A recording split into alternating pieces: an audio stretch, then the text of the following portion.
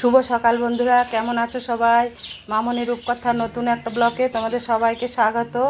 আর দেখো সকালবেলায় ছাদে চলে এসেছি, ফুলের গন্ধ, তার উপরে আবার পাখিদের ডাক আর মিষ্টি হাওয়া, কি ভালো যে লাগছে কি বলবো, মন যেন একদম ভালো হয়ে যায়। আর কত কামিনী ফুল ফুটেছে দেখেছো? এই বর্ষাকালে কামিনী ফুল প্রচুর ফোটে। একদম স্নান টান করে চলে এসেছি। দেখো গাছে প্রচুর ফুল ফুটেছে। আর বর্ষাকালে তোমরা তো জানো জবা ফুল বেশি ফোটে, অনেক জবা ফুল ফুটছে। আমি তো মাঝে মাঝে মাকে মালা গেঁথে পরিয়ে দিচ্ছি। দেখো গোপুসোনাদের উপরে নিয়ে চলে এসেছি, দেখেছো দোলদোল করছে। সব পরিষ্কার করেছি, কালকে কেমন পরিষ্কার হয়েছে অবশ্যই তোমরা বলবে। সব ড্রেস ফ্রেস সব আলাদা পরিয়ে দিয়েছি, সব কেচে দিয়েছি। অনেক বাবরে কাল থেকে প্রচুর পরিশ্রম হচ্ছে, কি করব। ঠাকুরঘরটা পরিষ্কার না হলে না আমার একদম ভালো লাগে না। সব জায়গায় পবিত্র জায়গা তো, এটাই বলো। দেখো মাকে কত ফুল দিয়ে সাজিয়েছি, কত সুন্দর লাগছে দেখেছো? কত ফুল ফুটেছে দেখো। এই ফুলগুলো প্রতিদিনই গাছে থাকতো, জানো তো। দেখো একটু অদল বদল করে দিয়েছি। এই ধারে ঠাকুরগুলোকে এই ধারে দিয়েছি, আর এই ধারে ঠাকুরগুলোকে এই ধারে দিয়েছি। আর কিছু পিকচার টিকচার ছিল, সেগুলো একটু মানে খারাপ হয়ে গেলো, সেগুলো সরিয়ে দিয়েছি, সেগুলো আর দিই নাই। আর ওই মাকে এখানে তুলে দিয়েছি। দেখো কেমন হয়েছে অবশ্যই তোমরা বলবে। আর পুজো হয়ে গেছে। এই দেখো প্রসাদটা এখানে নিয়ে রেখে দিয়েছিলাম, মোবাইলটা আনা হয়নি, ওই যে ছবিটা তুলতে পাইনি, ওই জন্য তুললাম, পরে ভিডিওটা করলাম। জয় মা, জয় মা। তারপরে দেখো নিচে চলে এলাম। আর লাড্ডু দেখেছো আমাকে দেখতে দেখতে আসছে কেন বলো তো? ওই যে ঠাকুরকে কলা, তারপরে শশা, এইসব মানে ফল দিয়েছি। ও কখন খাবে, ও কলা খেতে ভীষণ ভালোবাসে না, ওই জন্য খাওয়ার জন্য কিরম করছে দেখেছো? সকাল বন্ধুরা, কেমন আছো সবাই? মামনি রূপকথা নতুন একটা ব্লকে তোমাদের সবাইকে স্বাগত।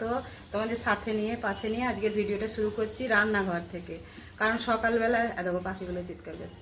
সকালবেলায় তোমার পরশু কালকে ধরো কটা 9:33 অমাবস্যা ছাড়ার পর কিছুটা রান্না আমি মানে সব কেটে বেটে জোগাড় করে রেখে দিয়েছিলাম, দিয়ে মেয়ে তারপরে বাকিটা রান্নাটা করেছিল।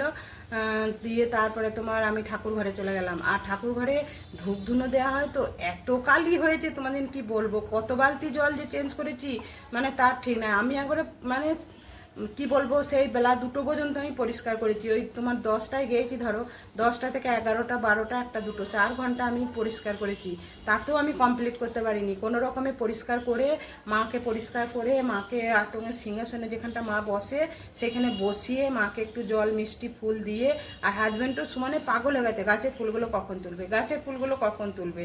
মানে এত ফুল ফুটেছে। আর বড় সে এরকম জবাটা ফুটেছে, 2টো ফুটেছে।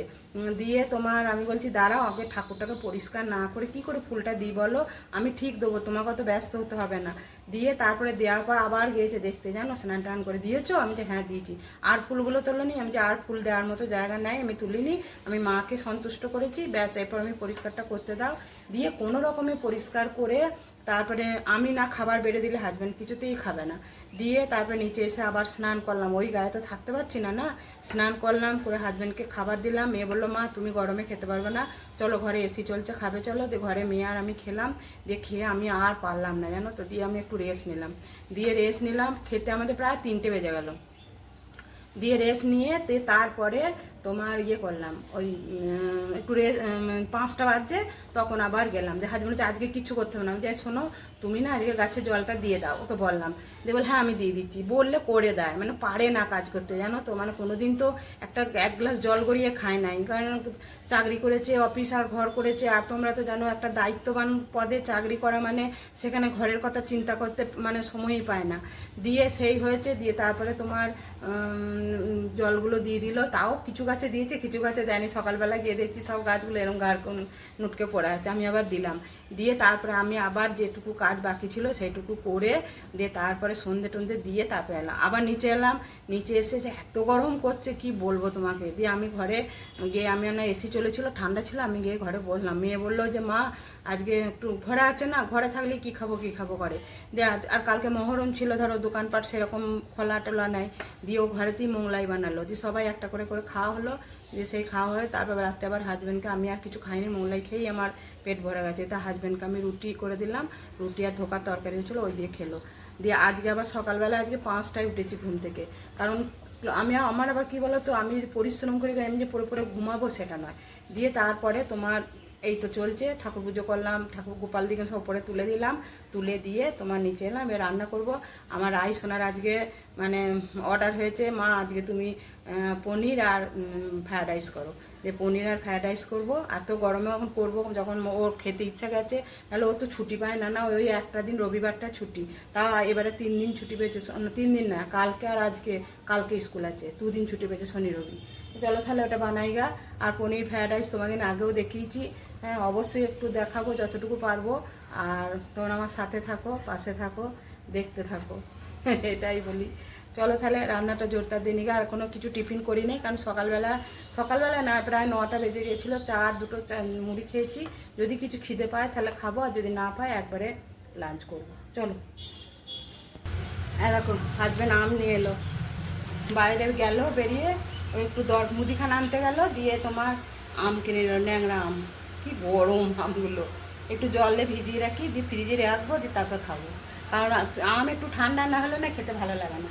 চলো তাহলে এগুলো ধুয়ে জলে ভিজিয়ে রাখি। আমি আম আনলি জানো তো, আমি এরকম এরকম গামলা নিই, গামলাতে আমি এরকম গামলা অনেকগুলো কিনে রেখে দিয়েছি, দিয়ে আমি ভিজিয়ে রেখে দিই।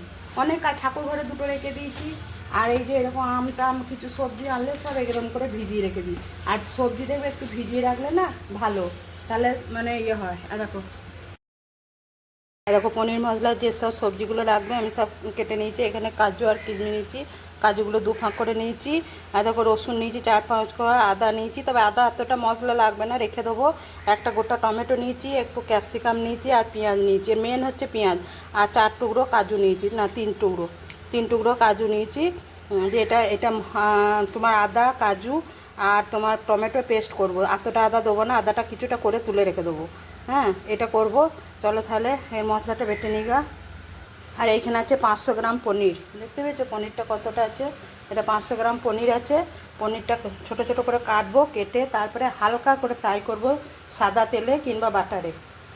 আর এখানে গোবিন্দভোগ চাল ধুয়ে একটু হলুদ মাখিয়ে দেখো এরকম ঝরঝরে করে শুকিয়ে রেখে দিয়েছি এরকম করে, তবে রোদে দিই নাই, এমনি ইয়েতে এই পেতেটা খুব ছোটো ছোটো দিয়ে মেতেই ধুয়ে নিয়েছি, দিয়ে দেখো এরকম করে রেখে দিয়েছি। চলো তাহলে রান্নাটা চাপাই গিয়ে, এটা কড়াইটা বসি, আগে পনির মশলাটা করে নেবো, দিয়ে তারপর কড়াই চাপিয়ে দিয়েছি। চলো তাহলে এবারে রান্নাটা করে নিই গা, কারণ অনেকটা বেলা হয়ে গেছে। আমি প্রথমে পনিরগুলোকে টুকরো টুকরো করে কেটে নিয়েছি, দিয়ে আমি এই সাদা তেলে হালকা করে ভেজে নেবো, কারণ আমি পনির না ভেজে না আমার খেতে একদম ভালো লাগে না। অনেকে দেখেছি কাঁচা পনির দিয়ে তরকারি করা, আমার মোটেও ভালো লাগে না। এই যে পনিরের একটা গন্ধ থাকে না, সেই গন্ধটা আমার একদম ভালো লাগে না। আর দেখবে একটু ভেজে নিলে কিন্তু পনিরটা খেতে ভীষণ ভালো লাগে। আর দেখেছো চৌকো চৌকো করে কেটে নিয়েছি। হ্যাঁ তবে 500 পনির গোটাটাই কেটে নিয়েছি, তবে একটু তুলে রেখে দেবো, অনেকটা তো, যদি মনে হয় অনেকটা বাড়তি বেশি হয়েছে তাহলে একটু তুলে রেখে দেবো। তাহলে চলো পনিরগুলোকে একটু লাল লাল করে ভেজে নিই, মানে হালকা লাল লাল করে, দেখো এরকমই ভেজে নিই, এর থেকে বেশি ভাজবো না, দিয়ে ভেজে তুলে নিচ্ছি। আর তোমরা তো জানো পনির মশলায় আমি কি মশলা দিই, পনির মশলার মেন মশলা হচ্ছে পেঁয়াজ। পেঁয়াজটা তোমাকে মানে যদি তোমার 500 পনির হয় তাহলে তোমাকে 250 পেঁয়াজ দিতে হবে, 250 না দিলেও 200 মতো পেঁয়াজ তোমাকে দিতে হবে। আর পেঁয়াজটা গ্রেট করে দিতে হবে, একদম মানে পেস্ট করে, গ্রেট নয় পেস্ট করে দিতে হবে। হ্যাঁ আর বেলা হয়ে গেছে বলে আমি এই ধারেও একটা কড়াই বসিয়ে দিলাম, দেখো ধুয়ে এই ধারে আমি চালটাকে ভেজে নেবো। আর আমি তো ফ্রায়েড রাইস করলে তোমরা জানো আমি চালটাকে ভেজে করি, ওই জন্য কাজুটা কিশমিশটা আগে একটু ভেজে নিচ্ছি, দিয়ে ভেজে তুলে নিয়ে আমি চালটাকে ধুয়ে একদম তোমার একটু হলুদ মাখিয়ে মানে ঝরঝরে করে নিচ্ছি, ওই পেতাটাতেই রেখে দিয়েছিলাম, জলটা ঝরে গেছে। হ্যাঁ দিয়ে ওইটা আমি বেশ কিছুক্ষণ ভাজবো। আর এই ফ্রায়েড রাইসটা আমি আমার মায়ের কাছে করা শিখেছি, জানো তো আমার মা এইভাবেই ফ্রায়েড রাইস করে, যেটা করা অনেকক্ষণ ধরে করতে হয় তো অনেকটা সময় লেগে যায়, কিন্তু এইভাবে ফ্রায়েড রাইস করবে 2 দিন থাকবেও ফ্রিজে রাখলে, আর খেতেও ভীষণ টেস্ট হয়। আমি এই দেখো ফ্রিজটা বলছি সরি, আমি ভেজে নিলাম গরম মশলাগুলো ভেজে নিয়ে তোমার অল্প একটু ঘি দিয়ে দিলাম, এখন অল্প দিলাম, আবার তোমার যখন চালটা বসাবো তখন অল্প একটু ঘি দিয়ে দেবো, তবে বেশি ঘি দেবো না। আর দেখো চালটা কি সুন্দর ঝরঝর হয়ে গেছে দেখেছো, দিয়ে এইভাবে চালটাকে অল্প অল্প করে দিয়ে আমি ভালো করে নাড়াচাড়া করব। আর যখন দেখবে চালটা হালকা পাড়া হয়ে গেছে তখনই জানবে যে চালটা ভাজা আমার হয়ে গেছে।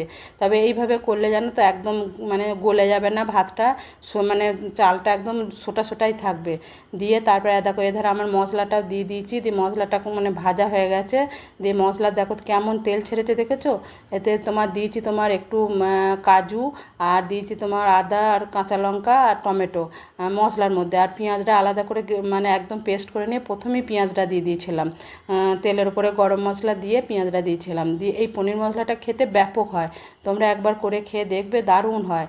হ্যাঁ, আমি একজন আমার মেয়ের বন্ধুকে দিয়েছিলাম একবার, তা আমাকে বলছে তুমি এই গ্রেভিটা কী দিয়ে করেছো, এতটা গ্রেভি করেছো? তা আমি বলেছি যে এটা বলা যাবে না। হ্যাঁ, তোকে বলেছিলাম যে কীভাবে করেছি তুমি বলো। দেয়া দেখো আমার পনির মশলা রেডি হয়ে গেছে। আর আমার রায় তো খেতে ভীষণ ভালোবাসে, ও ছুটির দিন থাকলেই বলবে মা তুমি পনিরের সেইটা করো আর ফ্রায়েড রাইস করো। ও মানে চিকেন মাটন একদম খেতে চায় না বেশি।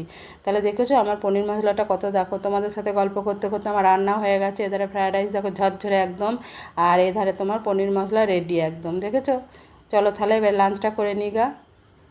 শুভ সন্ধ্যা বন্ধুরা, আবার তোমাদের কাছে চলে এসেছি। আর এখন আমি বেরোচ্ছি হাজব্যান্ডের সঙ্গে একটু বাজার, কারণ প্রচণ্ড গরম। একটু মার্কেটে কিছু কিছু জিনিস কেনার আছে, বললাম ঠাকুরের কিছু কিনবো।